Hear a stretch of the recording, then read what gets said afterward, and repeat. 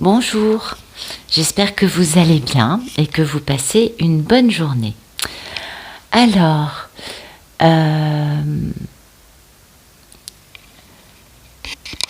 aujourd'hui on va faire Walk Like an Egyptian. Allez, c'est parti. On va nous faire donc le tarot de Nefertari. Hein. Je ne sais pas de qui il est ce tarot. Il n'y a pas d'auteur sur la boîte. Très joli tarot. Donc, vous le savez, ceci est un tirage général et ça va vous parler de liens d'âme, des histoires d'amour destructrices au plus haut point puisque les protagonistes vont être obligés de passer par la nuit noire de l'âme.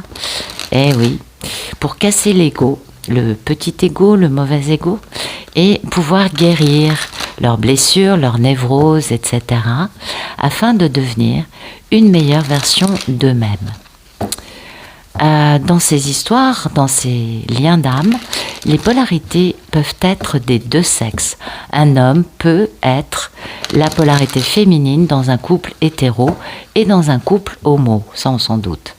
Ok ? Donc pour moi, la polarité féminine, je l'appelle Pénélope ou la divine. Et la polarité masculine, je l'appelle Ulysse ou le monsieur. Comme vous le voyez, je ne pose aucune intention dans les cartes. Ce sont les guides qui, chaque jour, nous racontent une histoire différente du jour d'avant. Et pourquoi on regarde une guidance générale ? Eh bien, pour avoir la météo énergétique de votre collectif.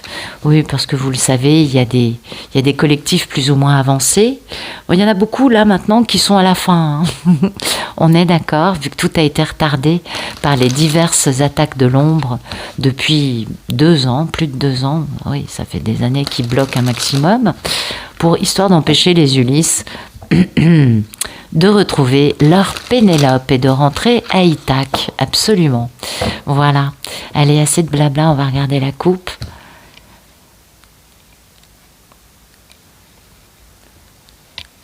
Alors, on a la reine de l'amour inconditionnel. Et ça, alors, bon, c'est pour Ulysse, ce jeu.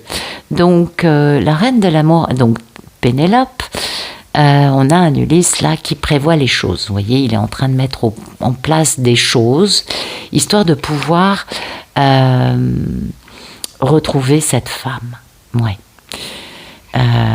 Parce qu'elle occupe son esprit. Donc un Ulysse stratège, il voit un petit peu plus loin que maintenant. Vous voyez, l'idée étant de rapidement soit communiquer, soit bouger vers elle et de travailler sur le pardon, sur la réconciliation. Ouais. Parce que ça a été très éprouvant. Oui, il a pas... On a un Ulysse, là, ça a été une véritable traversée du désert, mais dans les grandes largeurs. Le désert de Gobi, vous le multipliez par 1000 et on a à peu près la traversée du désert que ça a été. Voilà, exactement. Alors, donc, il prévoit, vous voyez, à long terme, oui, parce qu'il veut faire les choses bien avec équanimité, notre cher Ulysse. C'est plutôt pas mal. Oui, c'est plutôt bien.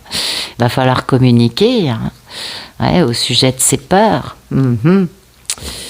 Toujours cette notion d'être un homme nanti, d'être un homme avec du matériel. Eh oui. Et d'être tout excité quant au fait d'avoir cette grande victoire dans cette grande histoire d'amour, en mettant fin définitivement à toutes les énergies tierces qui ont permis à cette histoire d'amour de devenir ce qu'elle est devenue. Pourquoi ? Eh bien parce que sans les énergies tierces, on n'arrêterait pas de se disputer, de se séparer, voyez, ou alors il y aurait bien longtemps qu'on dirait non mais c'est pas possible, on est incompatibles, on s'aime, mais c'est pas possible. Du coup, les énergies tierces qui font très mal, qui ont des façons de faire qui nous empêchent, qui nous volent notre histoire d'amour,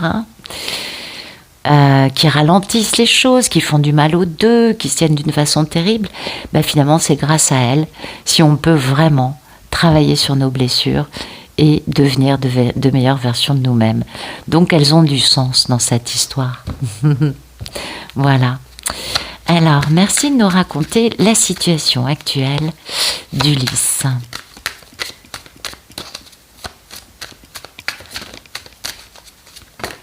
Ok. Ulysse a des pensées limitantes vis-à-vis de sa divine, parce qu'il l'a beaucoup trahi, du coup, il sait qu'elle a oui, elle a des vérités bien senties à lui dire. Ça lui pèse, oui. Du coup, lui, ça lui pèse terriblement. Donc bon, un Ulysse qui se fait des idées, en gros, pour faire simple, voilà. Un Ulysse qui se monte le bourrichon tout seul, avec ses pensées limitantes, et avec le fait que toute cette histoire, ça lui pèse terriblement lourd sur le paletot concernant Pénélope, parce qu'il l'a détruite, qu'elle est reconstruite, mais que, comme vous le voyez, l'épée, ou la dague, là plutôt, de Pénélope, ou l'épée égyptienne, je ne sais pas, de Pénélope soit vers le haut. Du coup, elle va pas mâcher ses mots, elle va pas être gentille, hein. Non. Donc lui, vous voyez, ça pèse lourd, hein. Ouais, ça pèse lourd. C'est un fardeau. Et c'est pour ça qu'Ulysse fait introspection maximum. Introspection maximale pour réussir à savoir comment faire pour dépasser des choses. Alors, pourquoi il a besoin de faire cette introspection alors que, de toute façon, il a des pensées limitantes quant à l'issue de cette histoire? Eh bien parce que, figurez-vous qu'il a beau faire, il aime Pénélope. Ça, c'est une évidence, parce que on n'a pas des pensées limitantes quant à une personne qui nous pèse tellement lourd qu'on est obligé de faire introspection si on n'aime pas les gens. Ça, c'est une évidence. Dans sa tête, Ulysse décide de quitter l'île de Circé ou Charybde ou Scylla pour rentrer sur Ithaque. Vous voyez, on le voit, c'est clair. Il décide de quitter la vie dans laquelle il n'est pas heureux pour retourner dans une vie de paix, d'harmonie, de tranquillité, avec une grande réconciliation ou un grand pardon en arrivant à Ithaque. On est bien d'accord. Donc, vous voyez, Ulysse est terriblement mal parce qu'il ne sait pas comment faire. C'est pas qu'il ne sache pas comment faire, c'est que ça lui pèse tellement lourd sur la conscience qu'il est vraiment obligé de se poser les bonnes questions. Il n'y a pas photo, il est obligé de changer, sinon ça ne fonctionnera pas. Et ça, il l'a bien compris. Ouais. Donc, oui, qu'est-ce que vous voulez? Il a été vraiment plus lent qu'un escargot à l'arrêt, celui-là, parce que regardez, il faut qu'il quitte sa vie pour se réconcilier avec sa belle, parce que là, on a fait la traversée du désert, ça a duré longtemps. La proposition très stable, celui-là, il est plus lent qu'un escargot à l'arrêt. Donc ça, il a vraiment mis longtemps, un vrai record, pour venir retrouver notre merveilleuse divine, qui est peut-être d'un signe d'eau, mais qui en tout cas est une femme de cœur, parce que l'impératrice fonctionne grâce à son cœur dans ses relations avec les autres. Donc voilà, un Ulysse qui réfléchit, qui est obligé de faire cette grande introspection, qui sait plus comment faire vis-à-vis de la façon dont il s'y est pris auparavant, et qui porte un fardeau énorme, une culpabilité énorme vis-à-vis de Pénélope. Voilà. Merci de nous raconter la situation actuelle de Pénélope. Ouais. C'est joli. Voilà. Oh là là là là là là là là. Peut-être qu'on a un nouvel homme qui va arriver dans la vie de Pénélope. Oh, ouais. Non, il y a une notion de... Oh, quoique. Eh oui, voilà. Donc, Pénélope, elle se dit, je n'ai plus beaucoup d'atouts dans l'affaire avec Ulysse. Donc, dans le concret, peut-être qu'elle a rencontré un nouvel homme. Ouais, c'est aussi ce que peut vouloir nous dire le battleur. Toujours est-il que Pénélope, elle, son état d'esprit, c'est de guérir. Et la première guérison pour elle, c'est d'avoir du bonheur et de se faire plaisir. Vous voyez ? C'est pourquoi je vous parle d'un nouvel homme. Parce qu'en effet, avec des cartes pareilles, peut-être que Pénélope a rencontré quelqu'un qui n'est pas mal du tout. Et qu'elle se dit... Bon, comme lui, il a des pensées limitantes et que ça lui pèse très lourd, elle se dit, apparemment, les choses ne bougent pas. Vous voyez, elle se dit, bon, bah, apparemment, je n'ai que 4 atouts dans ma manche en affaires, en matière amoureuse, c'est possible. Et que du coup, bah, elles se disent, bon, bah ok, puisque lui, de toute façon, j'ai aucune nouvelle, ça bouge pas, je ne sais même pas ce qu'il est de sa vie, ce qu'il en est de sa vie. Bah, du coup, elle se dit, moi, j'ai que 4 atouts, mais je vais les faire fructifier. Et donc, dans le concret, vous voyez, dans la matière, elle a rencontré quelqu'un de nouveau. Hein, ça, c'est... Remarquez, en même temps, c'est un peu normal que ça pende au nez d'Ulysse. Hein, vous savez, dans certaines histoires, le temps est quand même un facteur assez déroutant, j'ai envie de vous dire. Ouais. Donc une Pénélope, voilà, qui se fait plaisir, hein, et qui pense à elle et qui veut qu'une chose, elle, c'est être heureuse en se faisant plaisir et en se reposant de la façon dont cette histoire peut être, comment vous dire, crevante. Ah ben c'est exténuant quand même, c'est à côté, un pentathlon c'est peanuts, hein. Ah bah oui. Non mais attention, les pentathloniens, je vous respecte, absolument. Mais vous voyez ce que je veux vous dire, c'est-à-dire que ça s'étale sur tellement d'années que c'est quand même pas des petites histoires, faut vraiment être très très très très fort. Merci de nous raconter le problème dans la vie d'Ulysse.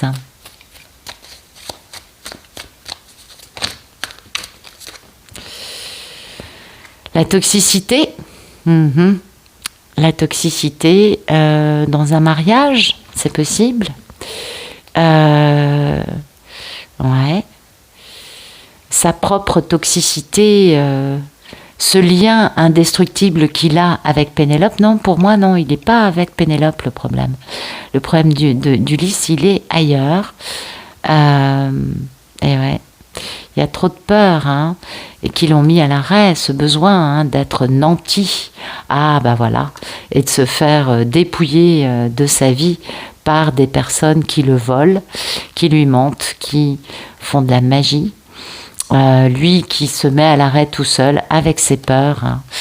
Ouais, donc le problème d'Ulysse, c'est ça, c'est une grande toxicité, en lui, quelque chose de non guéri, soit quant à l'engagement avec quelqu'un, hein, c'est possible, soit quant à un mariage, parce que le pape, ça peut aussi symboliser le mariage, soit quant à un mariage dans lequel il y a une grande toxicité, où il y a eu par le passé, vous voyez, c'est possible.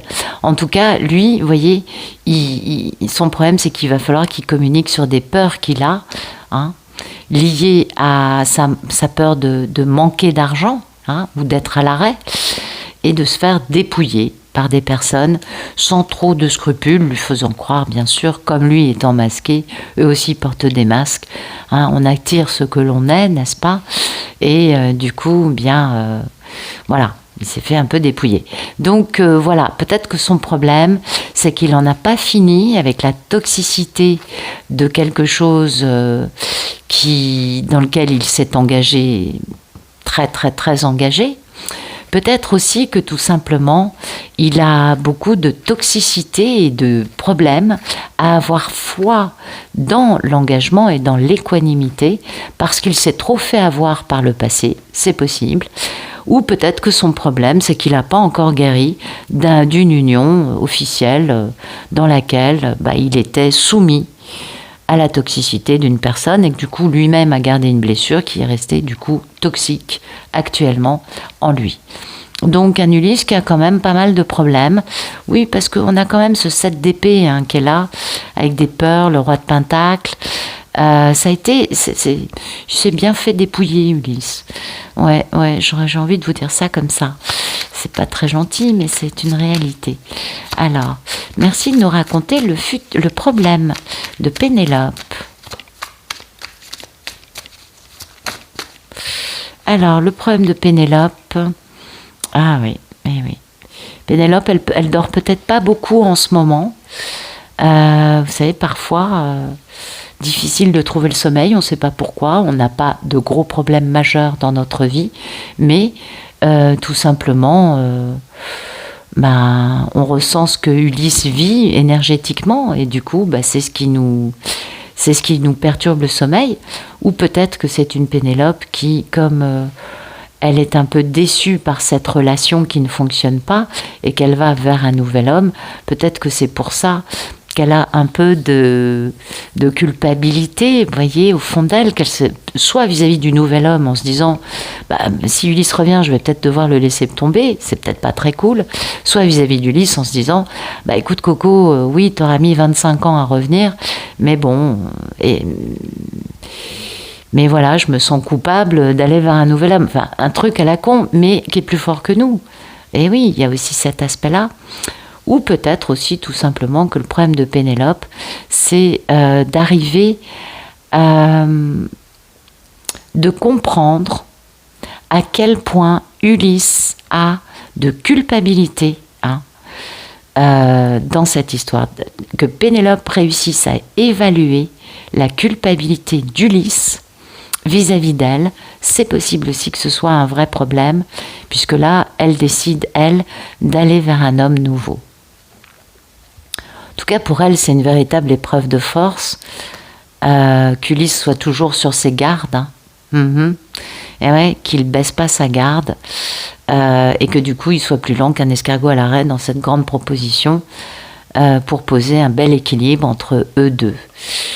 Et oui. Donc elle vit une épreuve de force, peut-être que son problème c'est de comprendre l'épreuve de force d'Ulysse, peut-être pas la sienne, mais que c'est l'épreuve de force d'Ulysse de réussir à faire tomber ses barrières intérieures pour pouvoir poser un engagement très très sérieux et poser du coup un grand équilibre, double grand équilibre, si de donner la justice, on est vraiment dans le grand équilibre possible de ce contrat d'âme.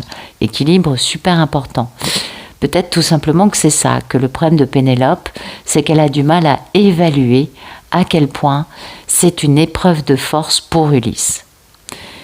Eh oui, pas évident, pas évident de revenir quand on s'est tenu comme ça pendant, je sais pas, 30 ans, 18, 7, 5, 3. Chaque histoire a son karma-temps qui n'est pas le même. Eh oui, on n'a pas tous les mêmes histoires. Mais quelle que soit la durée de cette histoire, ça peut être un peu difficile pour Pénélope de comprendre à quel point c'est une épreuve de force pour Ulysse de réussir à revenir vers elle. Parce que il est effaré lui-même de l'ampleur des dégâts. Et c'est ce que nous annonçait ce 8 d'épée et ce 10 de bâton, c'est-à-dire tellement effaré qu'il en a des pensées limitantes, que ça lui pèse super lourd et qu'il est obligé, lui, de faire une grosse introspection. L'ermite, c'est ça, vous voyez. Donc, oui, parfois on pense avoir tout compris, puis on n'a compris qu'une partie. On est bien d'accord.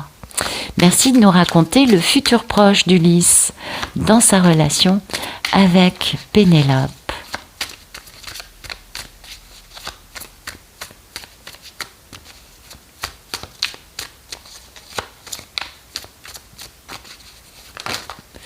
Ok, futur proche.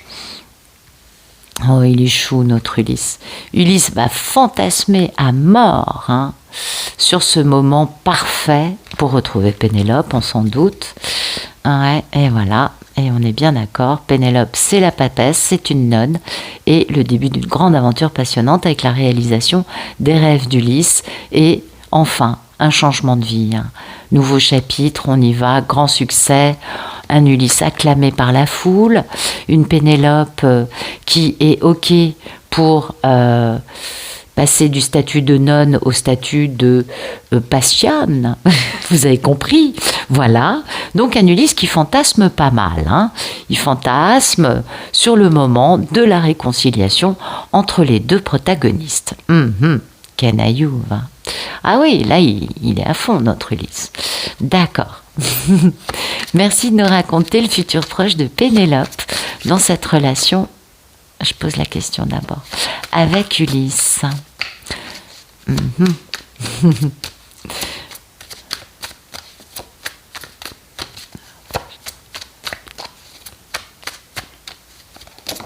Bon, ok.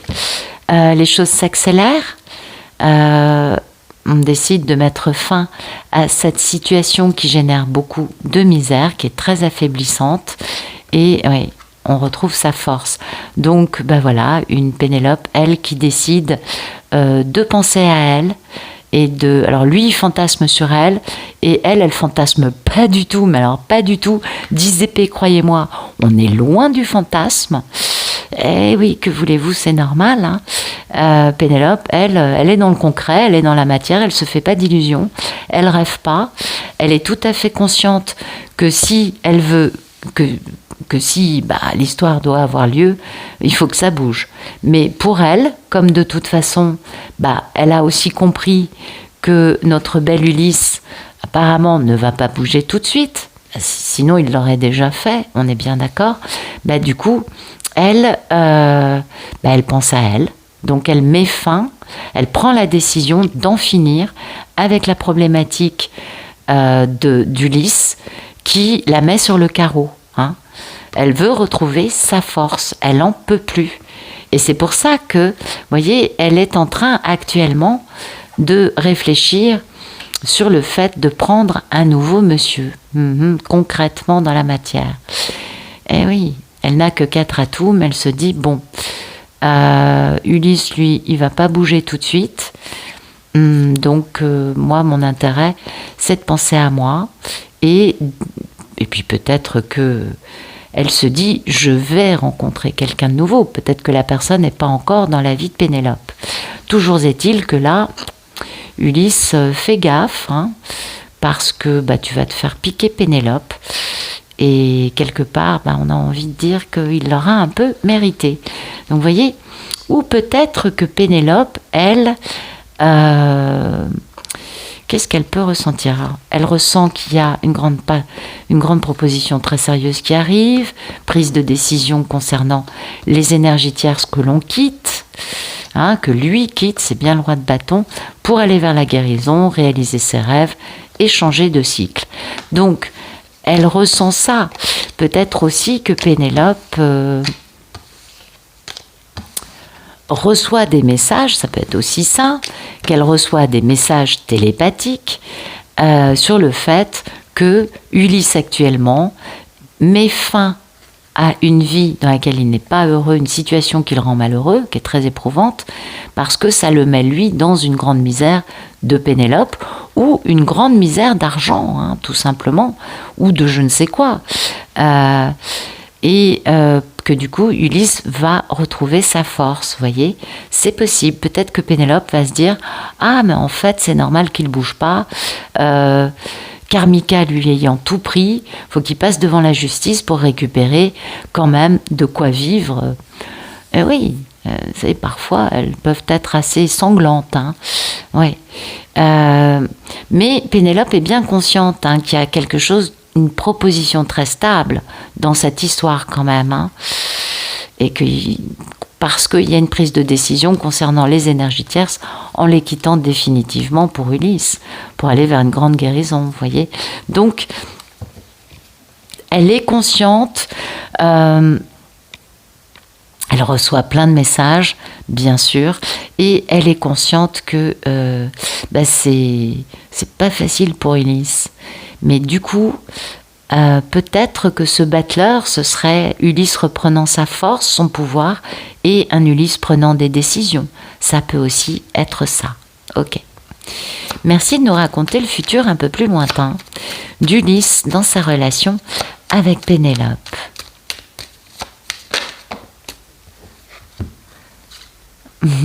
Voilà. Alors Pénélope, elle est hyper indépendante, charismatique. Oui, elle est passionnante, elle est passionnée aussi. Attention, c'est pas une femme froide, hein, Pénélope, pas du tout. Et puis là, on voit. Alors peut-être qu'Ulysse est plus jeune que Pénélope, mais en tout cas, on voit un Ulysse qui arrive bon, là, son cheval se cabre, ok. Mais le cavalier d'épée, c'est le cavalier le plus rapide. Donc, dans un deuxième futur, un Ulysse qui va dardard pour retrouver Pénélope. Oui, peut-être qu'il a compris que, attention, on risque de te la piquer. Et c'est important. Et voyez, l'état d'esprit d'Ulysse, c'est de démarrer un nouveau chapitre dans sa vie, un nouveau tome avec de l'équilibre, du donner et recevoir, et remettre de l'ordre dans une situation complètement déséquilibrée. Ça, c'est la justice. Et puis, c'est aussi le contrat d'âme. Donc, démarrer un nouveau chapitre dans le donner et le recevoir avec mon lien d'âme, mon contrat d'âme, mon âme sœur. Donc, un Ulysse tout excité, oui, tout excité, bien sûr, et qui, du coup, quitte tout pour aller faire cette proposition très stable avec un beau succès à la clé. Dans sa tête, on est d'accord. Donc un Ulysse, voilà, qui y va. Là, dans un premier temps, il fantasme. Alors ça peut prendre quelques heures, quelques jours, quelques semaines, quelques mois. Le karmatan de chaque Ulysse étant tout à fait quelque chose d'assez aberrant, on va dire. Vous avez un Ulysse qui vous dit « je reviens ». 15 ans plus tard, vous ne le revoyez toujours pas, vous n'avez toujours pas de nouvelles. Mais je reviens. J'ai tellement entendu ça. Bon, il y a aussi d'autres types d'histoires, on est bien d'accord, mais dans certaines histoires, il y a ça. Donc, on ne se tracasse pas. Ça peut être, je vous dis, mais ça peut être aussi très, très, très rapide. Et puis, un Ulysse qui, derrière, arrive dardard pour démarrer ce nouveau chapitre avec beaucoup d'équilibre dans ce contrat d'âme. Donc c'est assez rapide quand même. C'est bien. Merci de nous raconter le futur proche de Pénélope dans sa relation avec Ulysse. Ça, c'est la carte la plus rapide. Ça, c'est la victoire après bien des tribulations. Oh là là là là là là là là. Et puis le fait d'être mis à l'arrêt, alors ça je ne sais pas. Par contre c'est un grand renouveau en amour. Oui, il y a l'amoureux, il y a l'étoile, la fin des énergies tierces quelles qu'elles soient.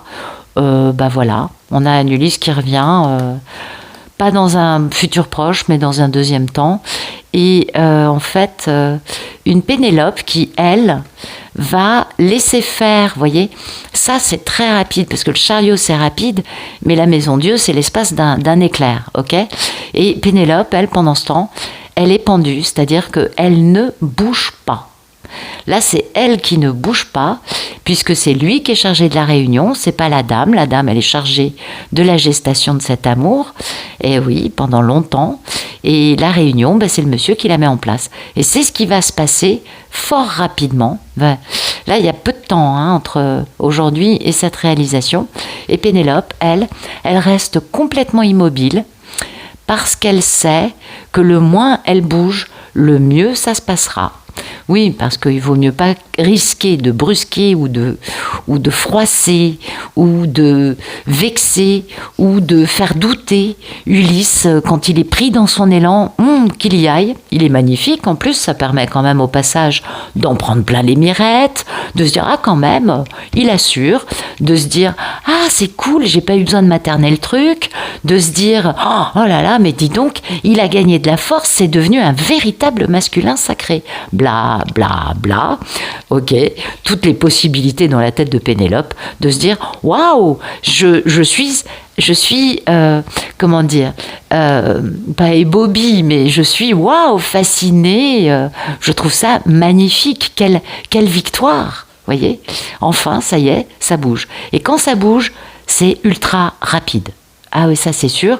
Donc elle est totalement à l'arrêt, parce que comme ça, elle est sûre de pas risquer de vexer, froisser, bla bla bla, Ulysse, et du coup de risquer de le freiner dans son élan. Laissons-le avancer. Ça y est, il y a vraiment cette notion de n'y touche pas, tu risquerais de foutre tout par terre. Voilà, c'est un peu ça l'idée.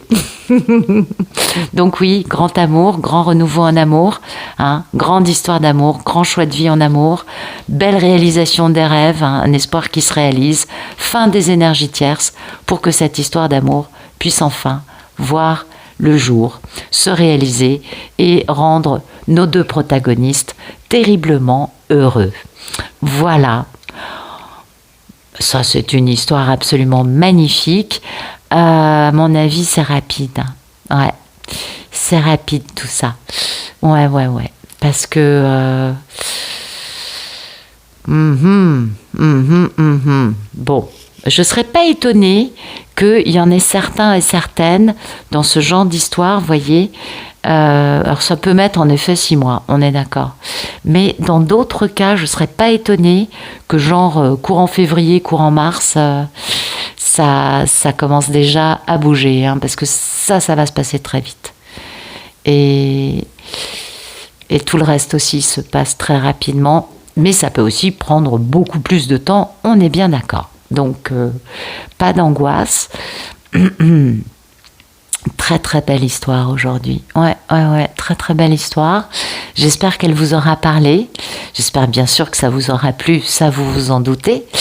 Et puis, personnellement, je vous remercie pour votre présence, pour votre fidélité, pour votre gentillesse, votre bienveillance. J'adore vous lire. Tous les jours, je lis vos messages avec délectation. Et ça me fait toujours chaud au cœur de vous retrouver. Donc, je tiens à vous remercier. Voilà. Je vous souhaite une excellente fin de journée.